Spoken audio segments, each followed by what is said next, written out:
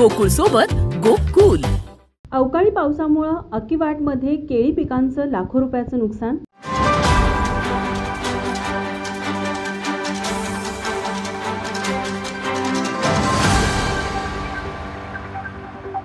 अकिवाट परिसरात झालेल्या अवकाळी पावसामुळे आणि वादळामुळे शेतकऱ्यांच्या केळी पिकांचं मोठ्या प्रमाणावर नुकसान झालं आहे।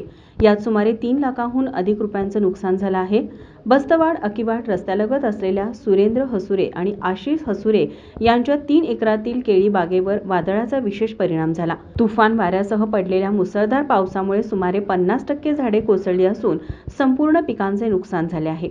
यामुळे संबंधित शेतकऱ्यांवर मोठं आर्थिक संकट कोसळलं आहे।